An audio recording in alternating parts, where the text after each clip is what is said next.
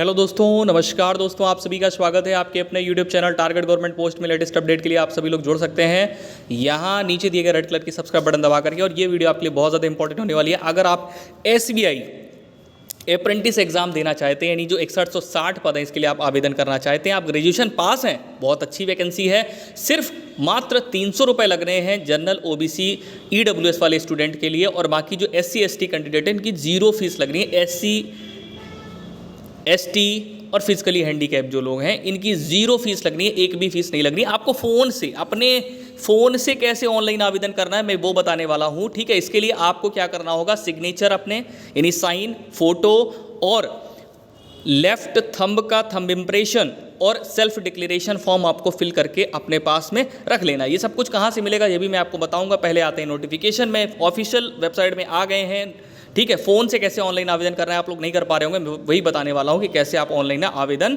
करेंगे। तो यहाँ पर आप देखेंगे कि अप्रेंटिस के लिए ऑनलाइन आवेदन कहाँ से करना है। तो ये अप्रेंटिस वाला आप यहाँ पर देख पा रहे होंगे, ये अप्रेंटिस वाला यहाँ पर नोटिफिकेशन है। यहीं पर आपको ऐसे क्या है ना कि क्लिक करना है। जैसे आप क्लिक करोगे इस तरीके से इस नोटिफिकेशन में, तो यहाँ पर कह रहा है कि आप डाउनलोड जो एडवर्टाइजमेंट है वो डाउनलोड करना चाहते हैं तो वो कर लेंगे। नीचे ऑनलाइन अप्लाई का ऑप्शन आ रहा है, तो यहाँ पर अप्लाई जहाँ पर लिखा हुआ है उसमें कर देंगे। तो यहाँ पर आप देखेंगे कि ये हमें एक नोटिफिकेशन मिल रहा है, कह रहा है this website is viewable only in landscape mode. तो यहाँ पर आप ऐसे साइड में जाएंगे, 3 डॉट आपको दिख रहे होंगे, ठीक है। यहाँ पर जब आप जाओगे तो आप ये देखोगे कि डेस्कटॉप वाला ऑप्शन ऑन है कि नहीं। मैंने डेस्कटॉप वाला ऑप्शन ऑन कर रखा है, ठीक है। अच्छा, फिर इसके बाद में आप क्या करोगे, अपने फ़ोन को लैंडस्केप मोड पे कर लोगे, लैंडस्केप मोड पे, ठीक है, यानी सीधे से टेढ़ा कर लेना, ठीक है, वो लैंडस्केप होता है। तो चलिए इसको लैंडस्केप पे कर लेते हैं। ये लीजिए, मैंने इसको लैंडस्केप पे कर दिया। ऑटोमेटिक आपकी ये साइड यहाँ पर विजिबल हो गई, दिख रही है। आप यहाँ पर आएंगे, आप पहले तो रजिस्ट्रेशन करेंगे, तो यहाँ पर लिखा हुआ है click here for registration, new registration. इससे पहले सबसे पहले आपको क्या करना है, इसका जो नोटिफिकेशन है वो रीड कर लेना है कि नोटिफिकेशन में लगेगा क्या क्या। मैं एक बार फिर से बता दूं, फोटो, सिग्नेचर आपको किस किस साइज़ में चाहिए वो पहले से आपको सेट करके रख लेना है, जिससे कि आपको जो है अपलोड करने में दिक्कत ना हो। एक बार अपलोड करें और सब कुछ हो जाए, ठीक है। तो पहले तो आप रजिस्ट्रेशन कर लो। रजिस्ट्रेशन करने के बाद में आप बाद में स्टेप बाय स्टेप यहाँ से जो रजिस्ट्रेशन नंबर है और जो पासवर्ड है वो डाल करके, कैप्चा डाल करके आप अपने फॉर्म को आगे फिलअप कर सकते हैं। तो पहले आते हैं यहाँ पर हम लोग करेंगे रजिस्ट्रेशन। तो चलिए रजिस्ट्रेशन कर लेते हैं। ईजिली अपने फ़ोन से ही आप अपना फॉर्म भर सकते हैं। मैंने देखिए फ़ोन में ही ओपन कर रखा है, आप देख रहे होंगे।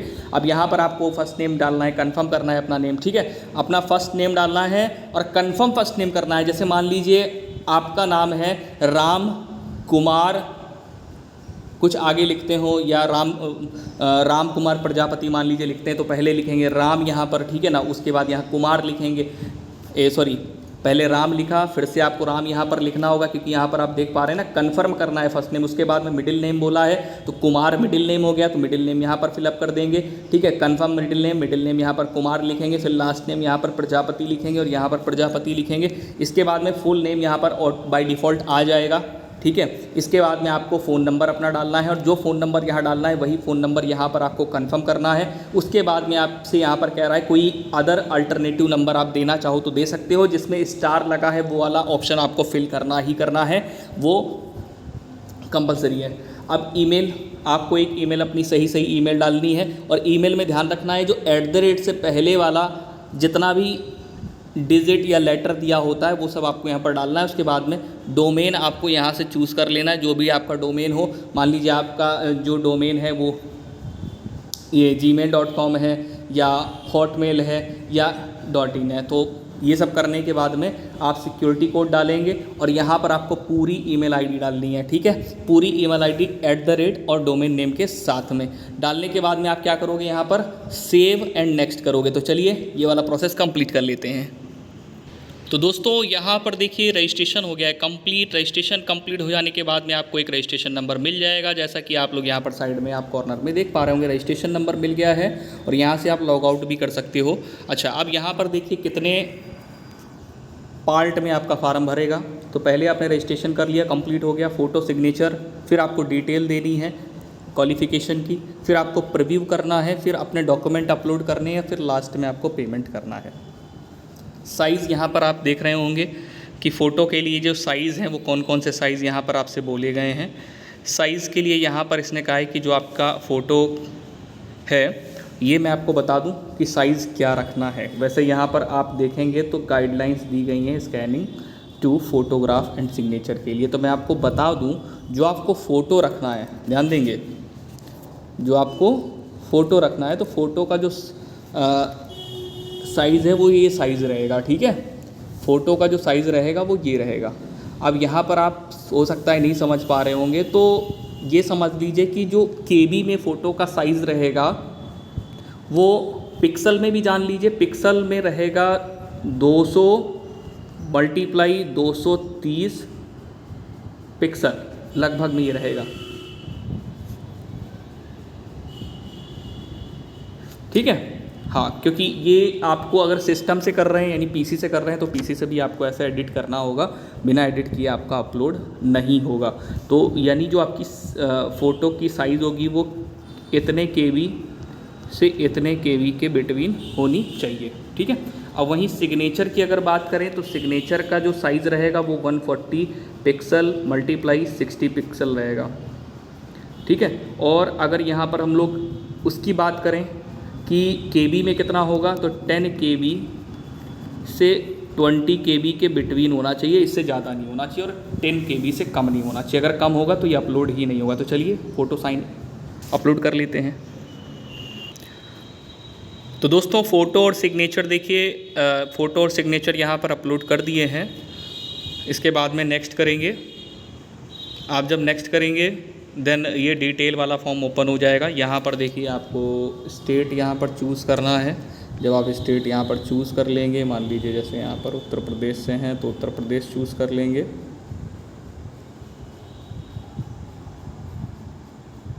ये उत्तर प्रदेश दिया गया है। इसके बाद में आपसे लैंग्वेज पूछेगा, ऑफिशियल लैंग्वेज, देन हिंदी यहाँ पर आप कर दोगे।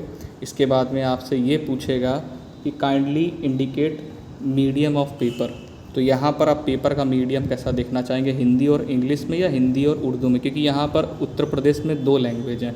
इंग्लिश तो कंपलसरी है लेकिन हिंदी और उर्दू। तो यहाँ पर आप अगर इंग्लिश और हिंदी से हैं तो आप ये पहला वाला ऑप्शन चूज़ करेंगे। इसके बाद में आपसे यहाँ पर पूछ रहा है are you proficient in reading, मतलब जो लैंग्वेज आपने चूज़ करी है उसमें लिखने में, बोलने में, समझने में, आप सब कुछ करने में अच्छे से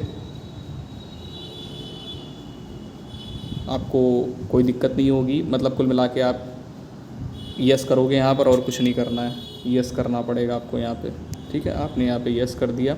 इसके बाद में कह रहा डू यू हैव 10th और 12th स्टैंडर्ड मार्कशीट, जो आपकी सर्टिफिकेट है उसमें आपकी लोकल लैंग्वेज है, बिल्कुल वो जो ऑफिशियल लोकल लैंग्वेज है। अब इसके बाद में आपसे डिस्ट्रिक्ट पूछ रहा है, मतलब 3 प्रेफरेंस आप देंगे।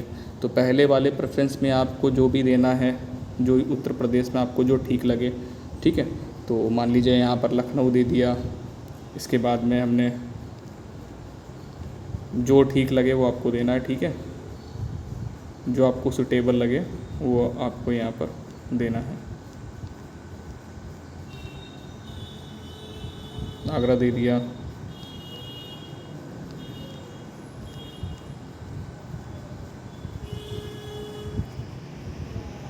ठीक है, इतना फिलअप करने के बाद में मैं आपको फटाफट से बता दे रहा हूँ, कैटेगरी आपको यहाँ पर फिलअप करनी ही करनी है, जिस भी कैटेगरी से आप बिलोंग करते हो। उसके बाद में आपको सब कैटेगरी यहाँ पर डालनी है। सब कैटेगरी डालने के बाद में आप आगे आ जाएंगे। अगर आपकी डिसेबिलिटी यानी आप हैंडीकैप हैं 40% से ज़्यादा, देन यस करेंगे, ठीक है। नहीं तो फिर आपको यस नहीं करना है। इसके बाद में आप आगे आ जाएंगे। नो अगर कर देंगे तो ये आगे जब आप आएंगे तो यहाँ पर आपसे ये पूछेगा कि आप यू आर सफरिंग फ्रॉम, मतलब आप बोलने में क्या अफेक्टेड हैं, तो फिर इसको आपको नो कर देना, ठीक है। नो करेंगे यहाँ पे। बाकी यहाँ पर आपसे ये कह रहा है कि do you have need compulsory time at the examination, हाँ इफ़ यस। और उसके बाद आपको यहाँ पर आगे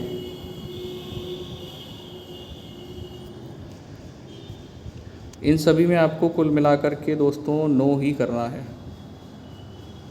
ठीक है। हाँ, ये नो कर देना है आपको यहाँ पे।